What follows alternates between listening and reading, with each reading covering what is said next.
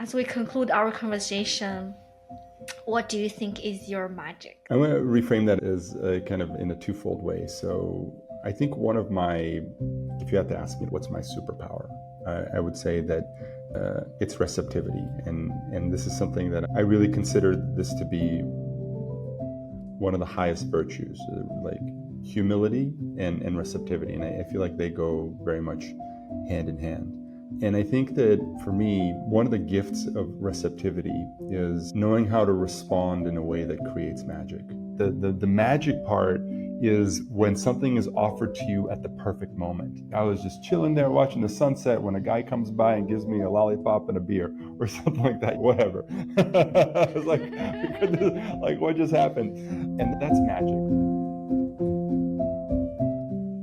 Welcome to Magic Academy podcast. And today we have a special guest, Lorenz, and he has been in a very interesting space in the past decades. He has been a software engineer building software technologies to advance and help building human connections in the past many years.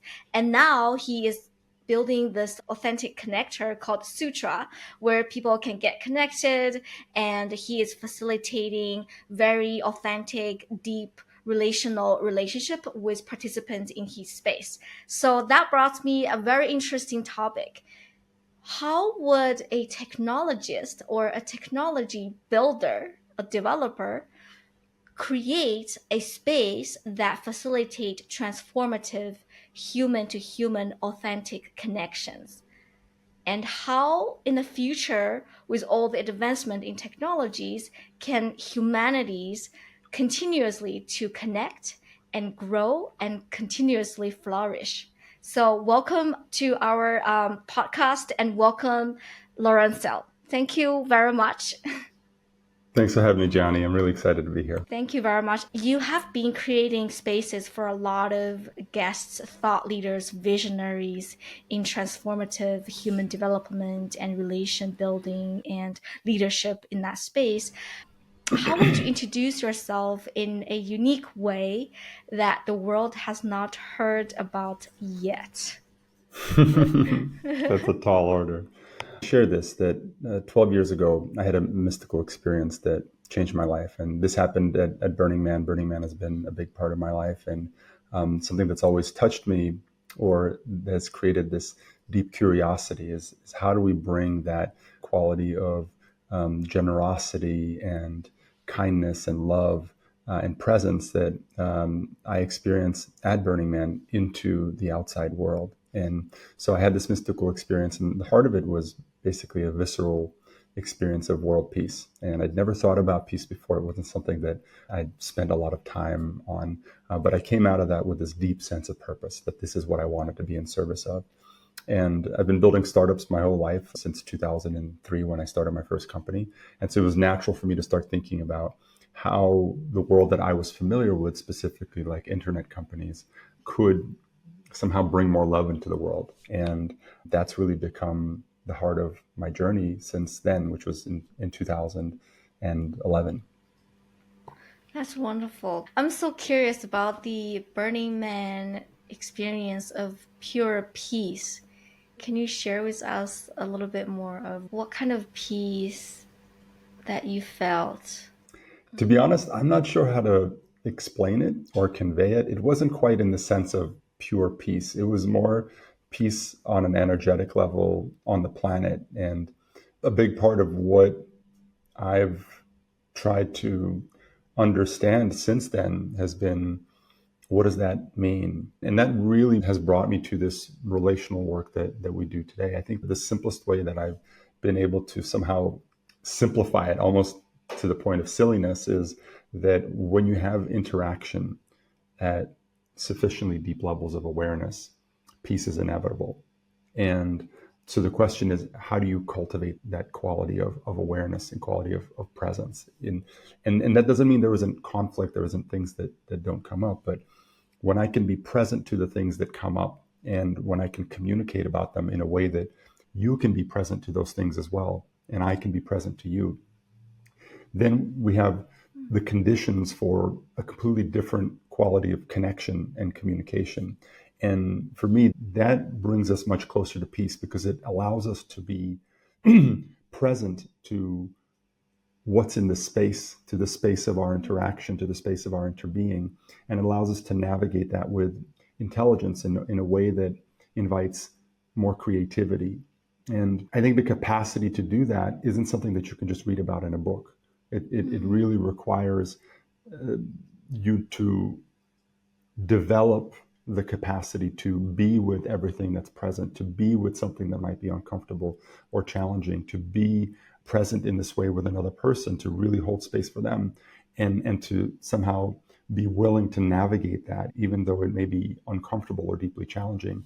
And that's really become the heart of the work that we do today, is about creating spaces and specifically learning experiences that in one dimension might have some particular content aspect to them, but in another dimension, invite people to practice this new way of being, invite people to practice being with each other in this way, in the context of whatever the content might be. I love that. I've never been to Burning Man, but I've seen photos of how intense that experience can be.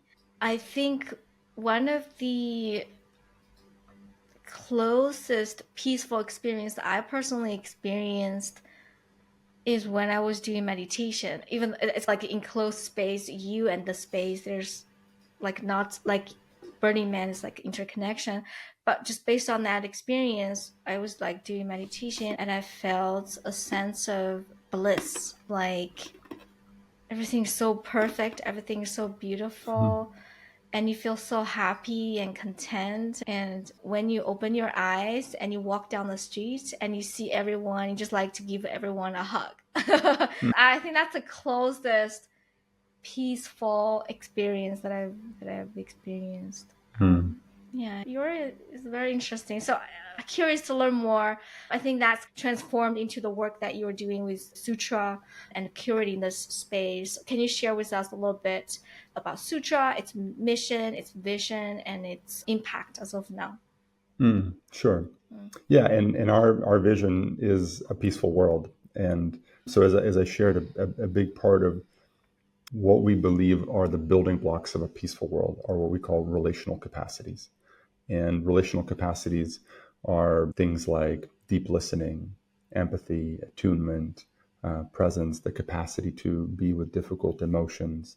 And these aren't things that we just learn from a book, right? We need spaces where we practice these capacities. And one of the insights that we had, my wife and I, who started Sutra in 2015, was that a learning experience can be a vehicle for that. Shortly after that mystical experience I told you about in 2011, my wife and I started a different company called Heartbeat, and it was an e-commerce platform and where independent creators could cross-promote each other's products. And we were trying to build a network of mutual support, and that didn't work out. But around 2015, we participated in a massive learning program from the ULab, where they had 30,000 people, and they put us into small groups. And it was one of the first times in that time frame that I felt a deep level of connection with strangers online. And so it really crystallized this idea that the way that connection happens is through small groups. So you might be in a community with 100 or 1,000 people, or like Burning Man, you go to Burning Man, it's 70,000 people. You can't feel connected to all of those people. You feel connected to a small subset of those people, like your camp or some small group that's working on something. But if that connection is really strong, then you feel connected. You can feel connected to a much larger community of people. And so this was one of the insights that I had coming out of that experience in 2015, where we participated in the ULab program. And also just noticing how by being together in a supportive space, we could also practice being together in a new way, and that this was really powerful. And so the insight for us, or the inquiry really for us with Sutra, has been, how do we help more people create spaces like this, where the content can be anything. The content might be business and marketing or permaculture. It doesn't have to be mindfulness specifically, but the way of being that's invited into the experience invites this like secondary developmental aspect. And that's what I feel begins to move the needle towards this thing that we call peace, which again isn't necessarily like this quality of bliss or this quality of always agreeing. It's more just this capacity to really hold space for the reality of life and the necessity of that to be practiced in the reality of life, right? It's not something you just practice on a retreat or you go off somewhere and in a cave and meditate, that you practice this in life. And so a learning experience has this very practical, tangible aspect to it, right? I'm learning about something that's helping me with something I want to do in life. Like maybe I want to get better at marketing or better at this or that. That's why I'm participating in a learning experience. And so there's a certain reality factor to it.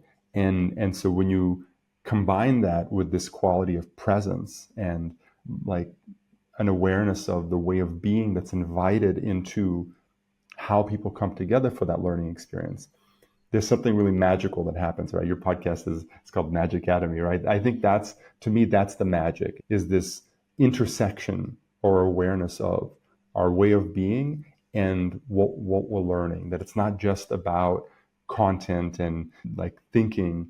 It's a much more holistic view on the mental, emotional, and physical aspects of who we are and how we show up in the context of learning, and then how whatever we might be learning then gets applied in that context, right? It's not, these aren't different things. Like the way I see the world, the way that I experience the world, the way that I respond to the world, whatever I'm learning is situated in that context. Whatever I'm learning gets applied in that context. So to me, it only makes sense that when I learn, that entire context is also somehow invited, a reflection on that context. Who am I in this learning experience? How do I relate to the other learners? How do we learn to relate to each other at a much deeper level of awareness so that we can relate to the content at a much deeper level of awareness so that we can then apply that content in the world from a much deeper place of awareness? And that's really the heart of what we try to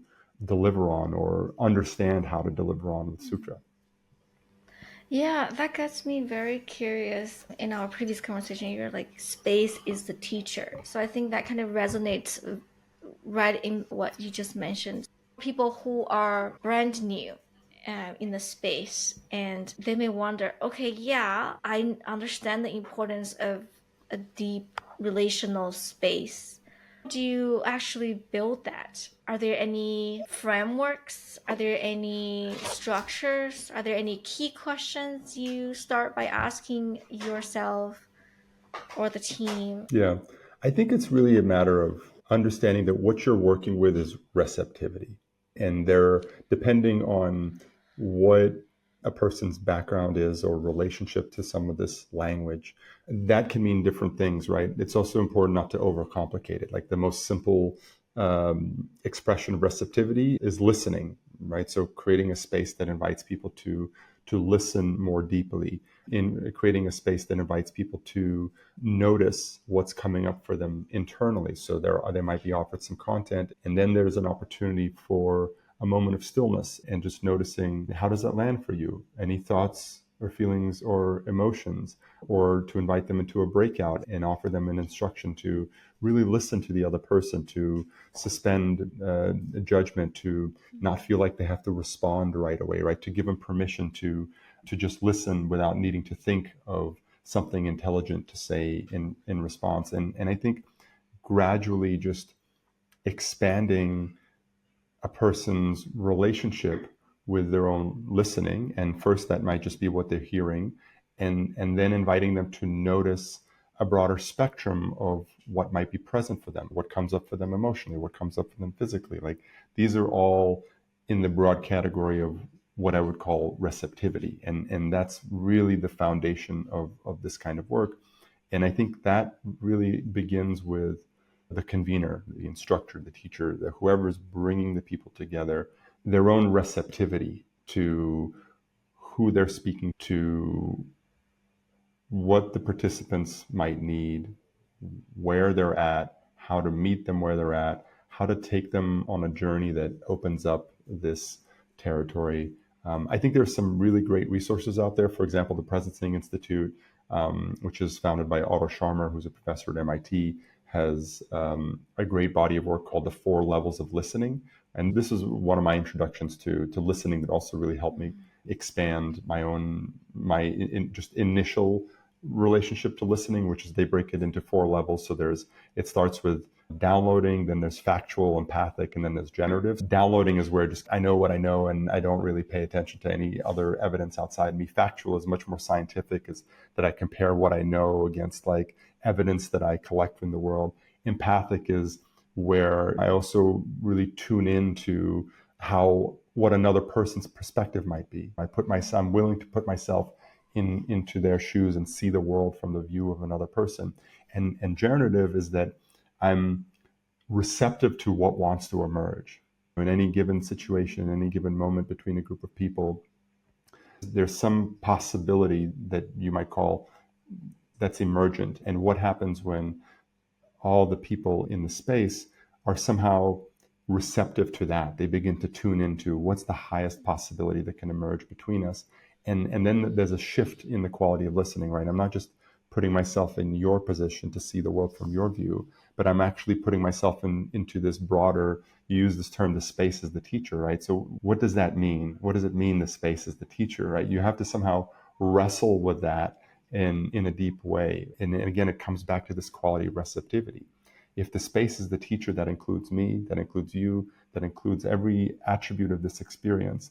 And so I said, like, empathic is where I put myself in your place and I try to see the world from your view and feel the world from your view. At this generative level, I'm doing all of that and more. I'm just putting myself in the place of this moment and trying to be receptive to everything that's there. And how can I be in service of what wants to emerge here? And what I've described here is a pretty broad spectrum, from something very tangible to like scientific listening, from scientific listening to this, maybe some people might call it a little more alternative point of view. And I think that's the whole spectrum right there. Like in terms of, if you're creating an experience, if you're interested in bringing this quality of presence and being, is really first understanding where you are on that spectrum, and then understanding where your participants are, and then gradually creating the steps to expand on this understanding of listening and receptivity. I love that.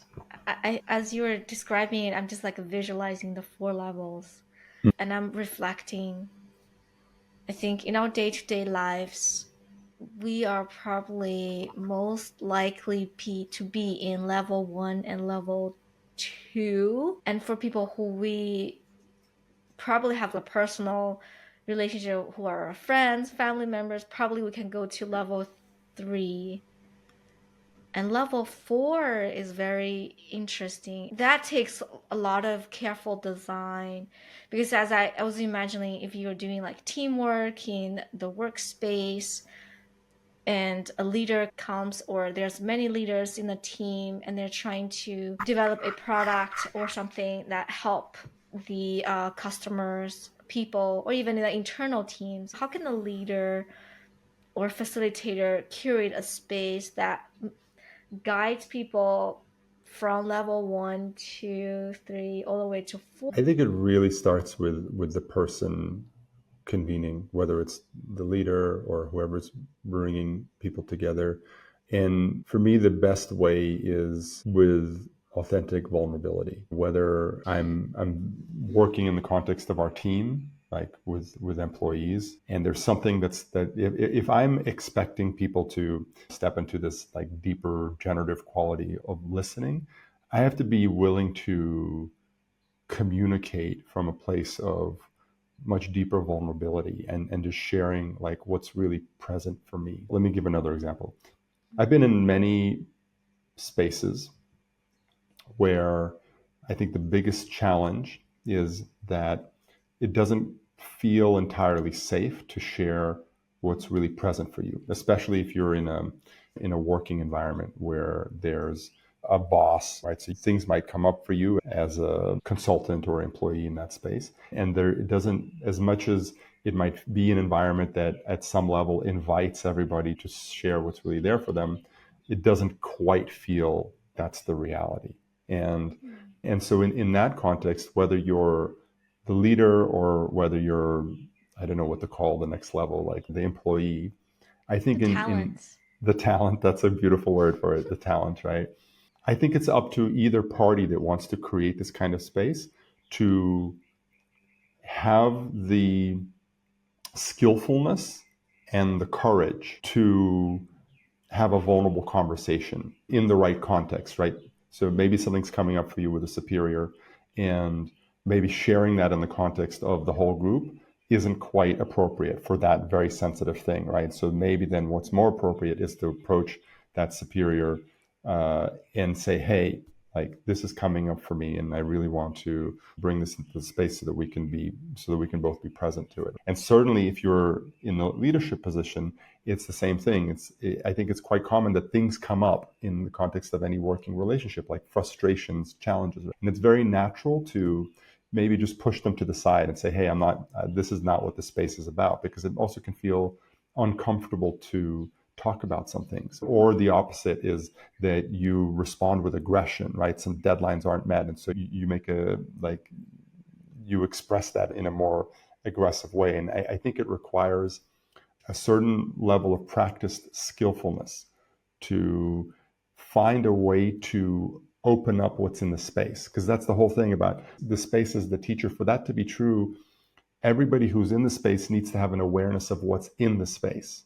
And that includes my vulnerabilities, my insecurities, the things that are coming up for me, and the things that are coming up for you. And so if you're in a leadership position, it's on you to create the conditions for that quality of conversation. And that starts with you. You can't expect your employees to do that for you. You can model it yourself by saying, hey, this is what's coming up for me. I'm not exactly sure how to respond, right? I just know that I want to have a clear space with you. And so I'm sharing like what's present for me, not in a way that says that you're doing something wrong, but in a way that says, hey, like this, I almost don't know what to do with this, right? And I think the same in some way is also true if you're holding a learning space or a community, that it starts with the way that you model that to your participants from a place of deep authenticity. If you're trying to create a relational space, right? A relational space, I think the defining characteristic of it is that what's in the space comes into relationship. And it's human. It's sometimes it's chaotic, it's messy, it's real. Like things come up. It's just the nature of being human.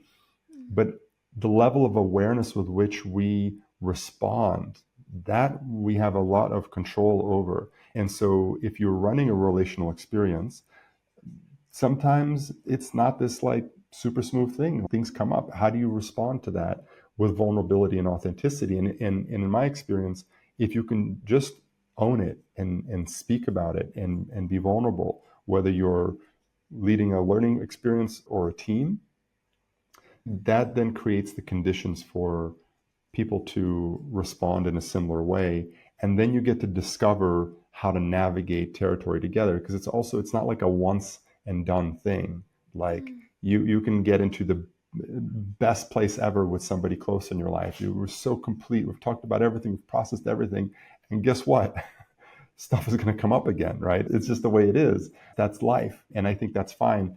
But for me, the relational practice is about always coming back to how can we communicate about this in a way that it just becomes something that's in our space. It doesn't block the lines of connection between us. And in fact, if we can really become present to whatever it is in the space between us, that actually becomes a line of connection, right? Then that thing that maybe is creating a disconnect between us, if we can both be real about it, no matter how uncomfortable it is, and often like in the most significant of situations, the thing to deal with or communicate about is very uncomfortable, right? And somehow it touches our deepest insecurities, or those are the things that matter the most.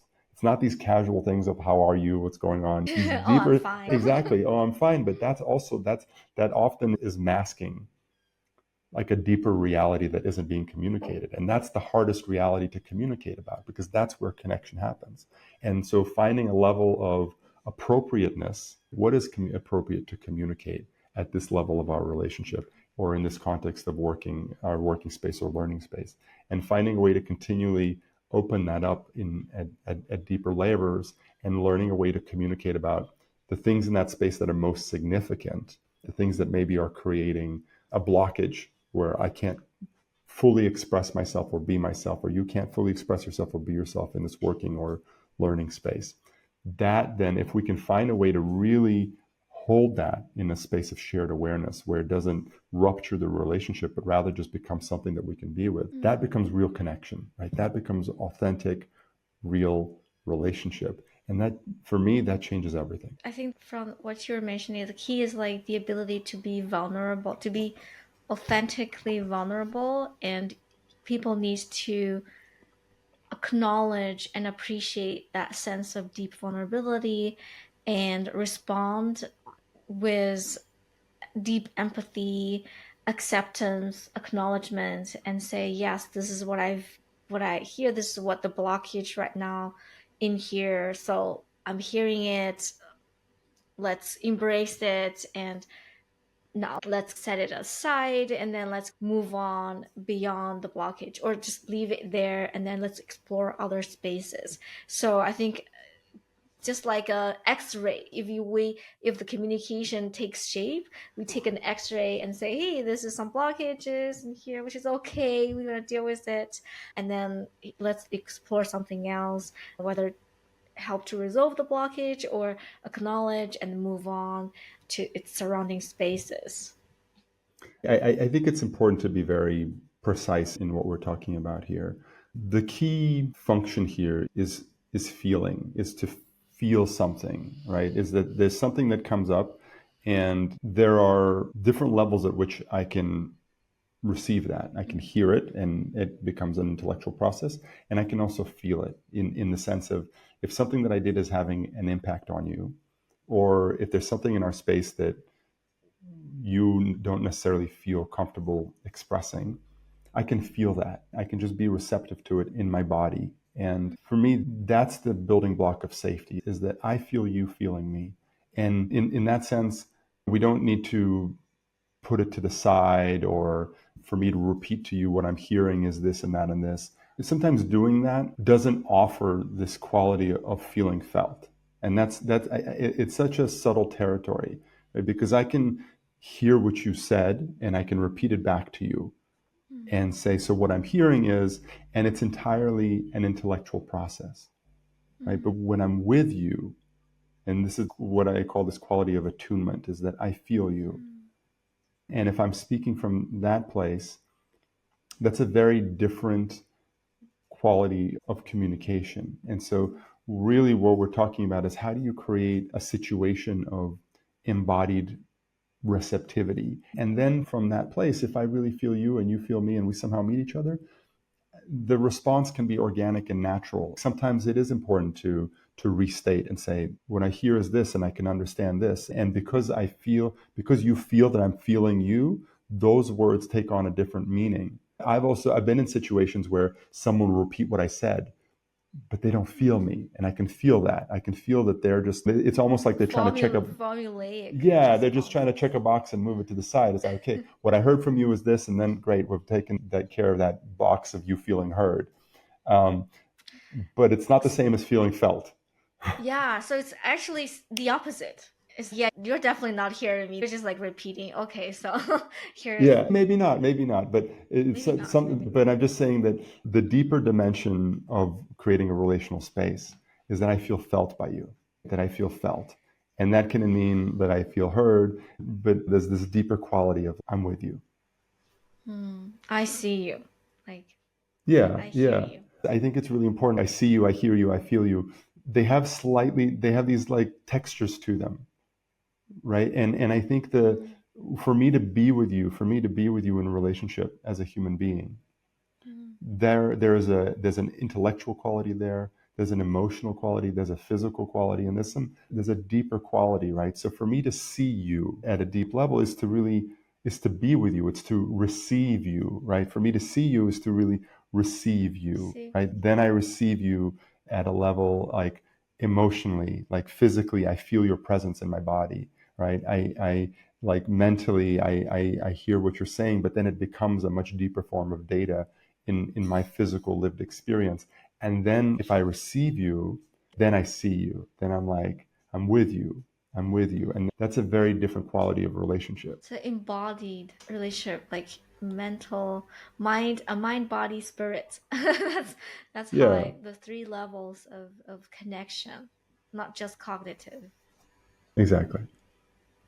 That's great. The first thing that I come to my mind is like virtual reality. I can be put in the avatar of you, or you can be put in the avatar of me, and going through the experiences as that particular person to develop that sort of deep empathy. And I feel like the potential challenge of that methodology is that people may not have the lived experience or these wirings of feelings and perceptions. And sometimes if you were to take on that particular person, would that be a potential challenge if they haven't been through some lived experience together? I don't know. What do you That's a think? good question. I think there's two sides to that story.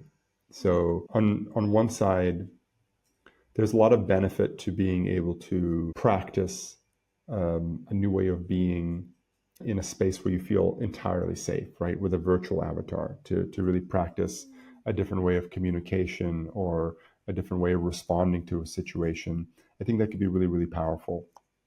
And as virtual reality technology becomes more advanced, it's likely to become more and more integrated with our nervous system. So there'll be much more vivid sense of reality to those. And on the other side of that, there's also the danger of, is it possible to really feel felt in a virtual environment? And I don't know the answer to that question, right? Is it possible to, like, here I am, and you could be a virtual avatar, but would I be able to really feel you? What am I feeling on the other side of that screen? Like here in this context, I can be with you, and so you show up in my physical system in a particular way.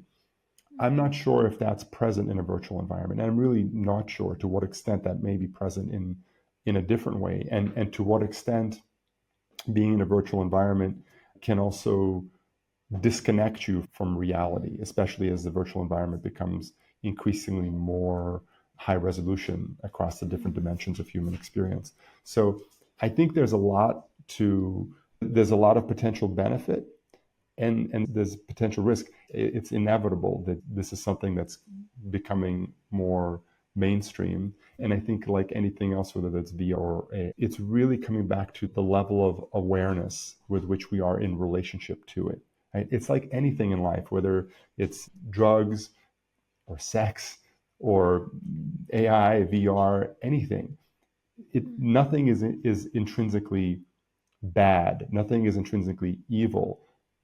The relationship we have to it and the way that compensates for what might be missing in our lives, that's what there is to really be aware of. And I think similarly, where VR becomes an escape for something that's missing for us in our lives, like real human connection, because then you get to hang out with your virtual avatars and it's all like perfect, then that is maybe a little more dangerous. So I think it'll be interesting to see where it all goes.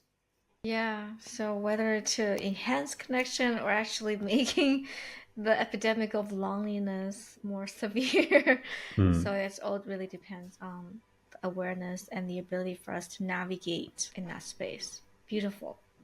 And wonderful. So let's give our audience a quick recap of so far what we've talked about, and then we'll move into the magic part. So far, we've talked about the story of Lorenz and how he pivoted, or how he had this mystical, a wonderful, peaceful experiences when he was doing the Burning Man experiences and feeling a deep sense of peace, and that kind of developed an or opened him up for the new dimension, going beyond software development to authentic human connections and experiences. And we explored the concept of the space is the teacher. So how do we actually foster or cultivate a safe space for authentic and deep embodied human connections, not only from the cognitive, but from the emotion and from the physical, to really connect with each other. And what does that mean to be vulnerable? How do we actually create a space where we embody each other's presence and making each other feel safe so we can continually collaborate and co-create a peaceful and interesting and hopeful and optimistic future in the next moment or next month or next year. We also talked about the potential risks and challenges with virtual realities when we are dealing with avatars. If are we able to still foster a space with authentic connection, and it all depends on our awareness and how we navigate the water. So great conversation, Lorenz. And let's move to the magic part of the conversation. Our audience are probably very curious. When you were 11 years old or 14 years old, whichever you feel comfortable sharing, what did you enjoy doing so much that time just disappeared? To be honest, I'm not sure because you gave me this question before and I thought about it. But I'll share a quick story about something I came across recently that was quite magical related to that time period in my life. So when I was in sixth grade, so I was just about 11 years old. Maybe it was middle school. I don't know if it was sixth, seventh, eighth grade, something like that. So I was somewhere between 11 and 13. I was in this advanced English course with 5 other students, and our teacher at the end of the year collected all the short stories that we had written that year and put them into a really nice leather-bound book for each one of us. So I have this leather-bound book. It looks like a yearbook, basically, and it says the complete and illustrated works of Lorenz Sell. And I just came across this book last weekend. I was staying with my parents, and it was on my mom's bookshelf, and I noticed it. I was like, oh, cool. And so I opened it up, and I read some of the stories, and it was like mind blowing. I couldn't believe I had written those stories. They were so good. I couldn't believe that a 12-year-old boy had written these short stories. They were really impressive. And that's been really interesting for me to revisit that. I consider myself a pretty good writer, and I write a lot with my newsletter, but a lot of my writing is more philosophical. It's less, I haven't written a piece of fiction since pretty much that period of time in my life. It's interesting for me to revisit that and say, wow, I used to create these amazing stories that are like, even now 30, it's literally been 30 years or so, like they are so impressive. So that's left this that's left this little question mark for me. That's beautiful. I wonder what you're probably in your zone when you're writing those stories. Like, yeah, and it comes pretty naturally. That's interesting. As you were going through your life, was there any particular major challenges that you have to overcome or to work with, and that help shape who you are as of now, or send you on your mission to continuously develop Sutra and help connect people? I think that running a startup, I've been doing startups since 2003, is pretty much continuous challenge. And maybe I don't like generalizations. I feel like everyone has their own experience, right? My particular journey with startups has been very, very challenging. And maybe one of the highlights of that was when I spent a year living in my car in San Francisco. This was also around 2011. I basically was in a situation where I had to really save money to continue working on my startup, and I could either like get a job or move into my car. And so I moved into my car and spent 11 months living out of my car. And it was one of the most transformational experiences of my life. It profoundly changed me as a human being and put me on a different path of awareness. It was also around that time that I started getting into yoga and meditation and kind of really changing the relationship that I had with myself. Like my mystical experience was right in the middle of that time period. So there was a lot that happened there. But like I remember this moment, I was in my car and it was late at night and it was raining outside and I had Mozart playing on the radio and I was watching the raindrops falling down the windshield. And it was such a kind of a beautiful, calm, peaceful moment. And at the same time, I was like, how am I ever going to get out of this situation?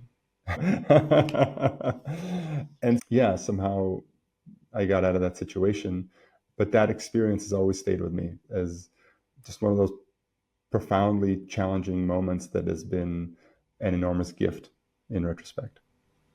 That's beautiful. Thank you, Lorenz, for sharing your stories on such a deep, authentic, and graceful level. And as we conclude our conversation, what do you think is your magic?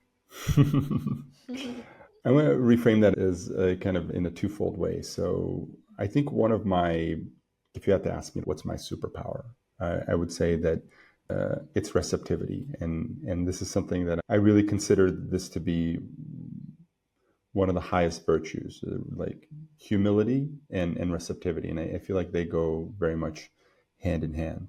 And I think that for me, one of the gifts of receptivity is knowing how to respond in a way that creates magic. I guess it also really depends on what magic is. But for me, maybe if I had to say, like magic in the most human level is just creating joy for other people, is being a source of happiness for other people, right? If you can create an experience or a moment for people that really opens up this deep experience of joy and happiness, that's magic. So one of my at Burning Man, a big part of the culture is about creating magic for other people in one way or another, like gifting. And so one of my things there is I have a backpack that I carry with me all the time.